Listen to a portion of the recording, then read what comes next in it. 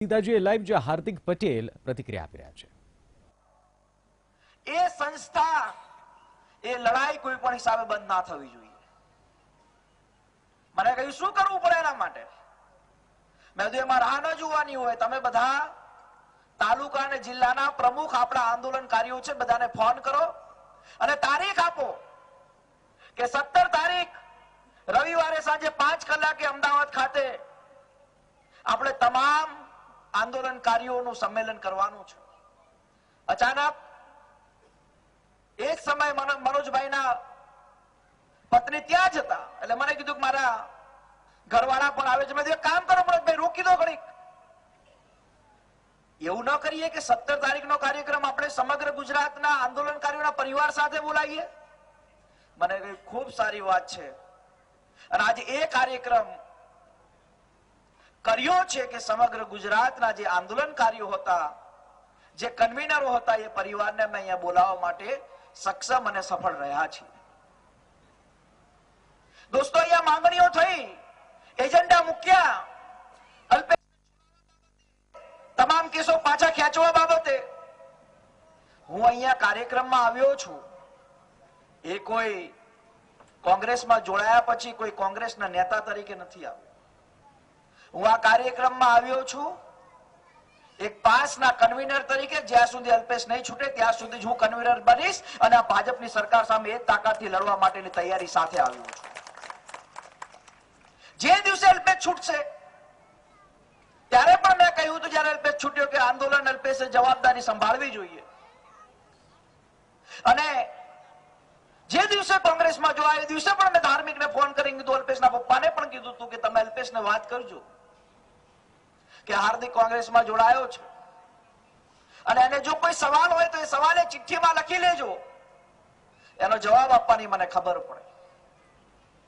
છેલ્લા 4 દિવસથી મીડિયાએ પણ મને ઘણા બધા સવાલ કર્યા કે હાર્દિકભાઈ કોંગ્રેસમાં જોડાવાનું કારણ શું, શા માટે કોંગ્રેસમાં જોડાયા? ત્યારે હું એક જ જવાબ આપતો હતો, આજે પણ એ જ જવાબ આપવા માટે અહીંયા આવ્યો છું। આપ સૌને એટલા માટે જ બોલાવ્યા છે કે હું સાચો હોય કે ખોટો હોય 2 નંબરની વાત છે। હાર્દિકને સમર્થન કરો ના કરો એ અલગ વાત છે, પણ છેલ્લા 3.5 વર્ષથી જે મુદ્દા માટે લડ્યા હતા ને એ મુદ્દાનું આજે સમાધાન થયું છે। આખા ગુજરાતના પાટીદાર સહિત ગરીબ લોકોને આજે ન્યાય મળ્યો છે। એનો દીકરો આજે સરકારી નોકરીમાં જઈ શકે, એના દીકરાને સરકારી કોલેજ કે સ્કૂલમાં એડમિશન મળે। ત્યારે મેં છેલ્લા 4 દિવસથી એકને એક જવાબ આપું છું, આજે પણ એક જવાબ આપીશ કે હું એટલા માટે રાજકારણમાં આવ્યો છું કેમ કે છેલ્લા 3.5 વર્ષથી સમાજને હું રોડ ઉપર લાવીને ઉભો હતો। ક્યાં સુધી રોડ ઉપર લાવીને ઉભા રહીશું? ક્યાં સુધી રોડ ઉપર લાવીને આંદોલનનો એક એવી ચિંગારીના માર્ગે ચાલીશું કે જેની અંદર આપણને ફાયદો પણ થશે અને નુકસાન પણ થશે? અને એટલા માટે જે વધે છે, જે ખૂટે છે, શહીદ પરિવારોને ન્યાય અપાવવાની વાત, સમાજના યુવાનોને થયેલા કેસો પાછા ખેંચવાની વાત, તો એટલા વચન અને દાવા સાથે કહું છું, જે દિવસે ગાંધીનગર કે દિલ્હી બેસીસ એ દિવસે ગુજરાતના પાટીદાર સમાજ ઉપર થયેલા તમામ કેસો પાછા ખેંચવાની જવાબદારી સાથે અહીંયા આવ્યો છું। ગોપાલભાઈએ કીધું ખૂબ સારી વાત કે આજ હાર્દિક જો ભાજપમાં જોડાયો હોત તો શું થયું હોત? લોકોને કઈ રીતે સમજાવવા, કઈ રીતે જાગૃત કરવા? હાર્દિક ભાજપમાં જોડાયો હોત તો પૈસાથી વેચાઈ ગયો હોત એવું કહે, અને કોંગ્રેસમાં જોડાયો તો કે આ તો કોંગ્રેસનો એજન્ટ છે। આપણી જોડે બીજા કોઈ શબ્દો જ નથી। મારી પાસે 2 વિકલ્પ હતા, ભાજપ કે કોંગ્રેસ। ભાજપમાં જાઉં તો છઠ્ઠીનું ધાવન લાગે, કેમ કે જે લોકોએ 9 મહિના મને જેલમાં રાખ્યો, મારા સમાજના યુવાનો પર અત્યાચાર કર્યો, 14 યુવાનોની છાતીમાં ગોળીઓ મારી, 2 રાજદ્રોહ દેશદ્રોહના કેસો લાગ્યા છે, 32 જેટલા કેસો લાગ્યા છે, એ ભાજપની પાર્ટીમાં હું જોડાઈ જઈશ તો મને એવું નથી લાગતું કે સમાજ સાથે ક્યાંક ને ક્યાંક નુકસાની કે સમાજ સાથે ગદ્દારી કરી હોય। હું કોંગ્રેસમાં હોય તો ખુલીને તમારે બધાની વાત કરી શકું, હું કોંગ્રેસમાં હોય તો આવી રીતે મંચ પર આવી શકું, પણ ભાજપમાં ભાજપમાં હોય તો મારા અમિત શાહના પગ ઉપર બેસીને એને વિનંતી કરવી પડે કે હું મારા સમાજના કાર્યક્રમમાં જાઉં છું, મને જવા દો. આવું મને નતું પોસાતું, એટલા માટે મેં ભાજપને પસંદ નથી કરી. મને ઘણા બધા લોકોએ સવાલ કર્યો કે કોંગ્રેસ કેમ? અહીંયા જેટલા 11 ફોટા ઉપર લાગેલા છે એમાંથી તમે એક એક ફોટો જોશો એટલે એ બધા જ કોંગ્રેસ પાર્ટીના નેતાઓ હતા અને રાષ્ટ્રીય અધ્યક્ષો રહી ચૂકેલા છે. સરદાર વલ્લભભાઈ પટેલ હોય, સુભાષચંદ્ર બોઝ હોય, પૂજ્ય મહાત્મા ગાંધી હોય, ભારત દેશના પહેલા પ્રધાનમંત્રી પંડિત નહેરુ હોય, જેના રસ્તે ચાલવા વાળા ભગતસિંહના ગુરુ એવા લાલા લજપતરાય હોય, અબુલ કલામ આઝાદ હોય, મને એ લોકોની પાર્ટીમાં જવું વધુ પસંદ હતું. એટલા માટે મેં કોંગ્રેસ જોઈન કરી છે અને કોંગ્રેસમાં હું ગયો છું. હું નથી માનતો કે હું કોંગ્રેસમાં ગયા પછી તમે મારા સાથી હોવ કે ન હોવ. હું તમને કોઈને પ્રેશર પણ ન કરી શકું કે તમે લોકો મને સાથે જ આપો, અને એના મારે તમારી પાસે પારખા લેવાની પણ જરૂર નથી. કેમ કે આજે આયા છો એનો મતલબ એવો છે કે તમે બધા મારી સાથે છો. મારે આના પારખા તમારી પાસે પૂછાય પણ નહીં. પણ હું એટલી ચોક્કસ વાત કહીશ કે જ્યારે મેં આંદોલનની શરૂઆત કરી, આ સુરેશ ઠાકરે અને નરેન્દ્રભાઈ ને બધા સાક્ષી છે, અમે મહેસાણાની અંદર પહેલી રેલી કરી, ફક્ત 5000 લોકો હતા. એક પણ ન્યૂઝ મીડિયાએ એની નોંધ નથી લીધી. બીજી રેલી આ ધર્મેશ સાક્ષી છે, માણસાની અંદર કરી 25000 લોકો હતા. એપીએમસી માર્કેટની અંદર હજારો લોકો જોડાયા, કોઈ મીડિયાએ નોંધ નથી લીધી. અને જ્યારે અમે અમારી પાસે કોઈ નહોતું, અમારી સાથે કોઈ નહોતું, ત્યારે પણ આ સમાજના ભવિષ્યનું વિચારીને મજબૂતાઈથી લડ્યા હતા. અને એટલા માટે એ 6 જુલાઈ 2015 થી લઈને 25 ઓગસ્ટ 2015 સુધીના તમે દિવસો ગણી લો, 25 ઓગસ્ટે 25 લાખ લોકો ઉભા થયા હતા. કઈ નતું તોય લડ્યા હતા. આજે ઘણું બધું છે છતાંય લડવાની તાકાત રાખીએ છીએ.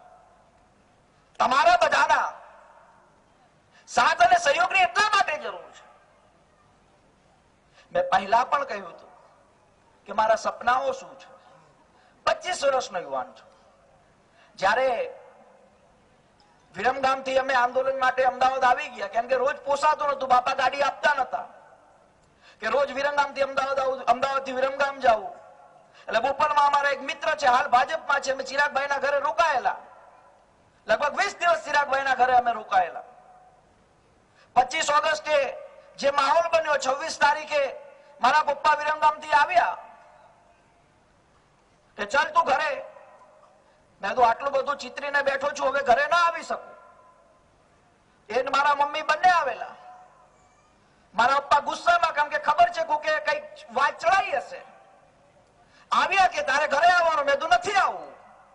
એમને કીધું કોઈ વાંધો નહીં, હું પેપરમાં લખીને આપીશ કે હાર્દિક મારો દીકરો નથી. મેં તો કોઈ વાંધો નહીં, તમે જઈ શકો છો. એ ઘરે ગયા, મારા મમ્મીને મૂકીને જતા રહ્યા. એ ગાડી લઈને એકલા મારા મમ્મી પપ્પા બંને આવેલા. મારા મમ્મી મને સમજાવ્યું, કેમ કે સ્વાભાવિક છે મમ્મીને વધારે લાગણી હોય. એ સમજાવવા બેઠી, મારા પપ્પા જતા રહ્યા. મારા મમ્મી મને કે શું કામ તું આવી રીતે કરસ? મેં કીધું મમ્મી આટલું બધું કર્યું છે, 4 છોકરા મરી ગયા છે, અને હવે આ બધું મૂકીને આપણે ઘરે જતા રહીશું તો આખું ગામ, આખી દુનિયા રાડો પાડશે કે 25 ઓગસ્ટે 25 લાખ લોકો હતા અને હાર્દિક 26 તારીખે આ બધાના બીકના કારણે ઘરે જતો રહ્યો. પછી મેં મારા મિત્રને કીધું તમે પણ મારા મમ્મીને મૂકી આવો. 4 દિવસ પછી ફરીથી મારા પપ્પા આવ્યા. હું બોલ્યો નહીં, મને એવું હતું કઈક ડખા હશે. મને કે બેટા જે કરસ એ બરાબર કરસ, ચાલુ રાખજે. શા માટે? કેમ કે આપણી આજુબાજુ વાળા રહેવા વાળા લોકો ખોટા હોય છે, ત્યારે ઘણા નિર્ણયો ખોટા પણ થઈ જાય છે અને ઘણા નિર્ણયો સાચા પણ થઈ જાય છે. તમે બધાએ આજ ખૂબ આનંદની વાત છે, ઘણા બધા વડીલો આવ્યા છે અને આ વાત ઘણી જગ્યાએ કહું છું, એ બહેનો આવી છે, માતાઓ પણ આવી છે. હું જે વાત કરીશ એ ખુલ્લા દિલથી કરીશ, કેમ કે પરિવારની વચ્ચે કોઈ છુપાવીને વાત ન હોવી શકે. આપણે બધા અત્યારે ટીવી જોઈએ છીએ, ટીવી ની અંદર સિરિયલો જોઈએ છીએ, દીપિકા પાદુકોણના પિક્ચરો પણ જોઈએ છીએ, ઘણા બધા અલગ અલગ પિક્ચરો પણ જોયા. જીએ લાઈવ જ્યાં હાર્દિક પટેલ સંબોધન કરી રહ્યા છે. કેમ કે નોકરી નથી, જમીનો નથી, મંડળી ઉપર નકરી વ્યાજે લોન ચાલતી, અને એટલા માટે અમારા જેવા યુવાનો જાયગા કે સમાજને અનામત નામની એક વસ્તુ આપવી જોઈએ. જ્યારે અનામતની ચર્ચા કરી દોસ્તો, ગજબનો વિરોધ ચાલુ થયો. 50% વધુ અનામત ન મળે, હાર્દિક તો ફલાણાનો આદમી, હાર્દિક તો ઢીકણાનો આદમી. અને આમ 2 મહિના પહેલા જયારે 10% અનામતની જાહેરાત કરી તો ઘણા બધા લોકો ખુશ થયા, બધા રાજી થઈ ગયા. અને જે દિવસે મેં કોંગ્રેસ પાર્ટી દોસ્તો જોઈન્ટ કરીને એ દિવસે સૌથી વધુ વિરોધ કરવા વાળા કોણ હતા ખબર? જેને 10% અનામત આવીને એ લોકો મારો વિરોધ કરતા હતા.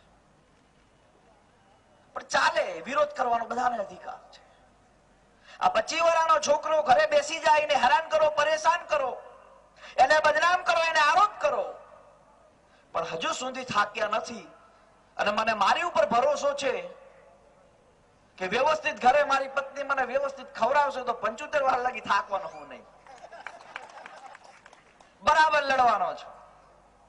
આ એટલા માટે થોડુંક આક્રોશમાં અને ગુસ્સામાં વાત કરી છે દોસ્તો, પણ મારા મનમાં એવી કોઈ જ મહત્વાકાંક્ષા નથી. આ એટલા માટે આ સરસ મજાના બેનર ઉપર લખાયું છે કે મારો પરિવાર રાષ્ટ્રને સમર્પિત.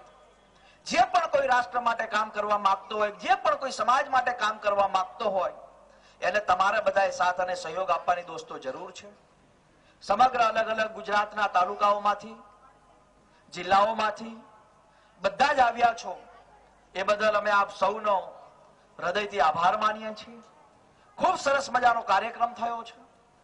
ચોક્કસ ખેડૂતો માટે, યુવાનો માટે લડીશું, ગામડે ગામડે લડીશું. જ્યારે કોઈ કેન્ડિડેટ તરીકે, જ્યારે કોઈ ઉમેદવાર તરીકે કોઈની વચ્ચે જઈશું તો ચોક્કસ ત્યાંના મુદ્દાઓને, ત્યાંની પરેશાનીઓને ધ્યાનમાં રાખીશું. હું આજ પણ કહું છું કે જ્યારે જ્યારે મનોજભાઈ આ સમિતિને મારી જરૂર પડતી હશે અથવા મારે તમારી જરૂર પડતી હશે ત્યારે બંને સાથે ઉભા રહીશું. અને ઘનશ્યામ કાકા ચિંતા ન કરતા, અલ્પેશને છોડાવવા માટે તમામ રીતે વકીલોથી માંડીને તમામ ટીમોનું આયોજન અમે કરેલું છે. ટૂંક સમયમાં એના જામીન પણ થઈ જશે, તમારી વચ્ચે પણ એ આવશે. સમાજના યુવાનો જેટલા પણ અહીંયા છે એ તમામ યુવાનોને હું એટલું જ કહીશ, ચિંતા ના કરતા તમામ યુવાનો પરથી કેસો પાછા ખેંચવા માટેની તમામ પ્રયાસો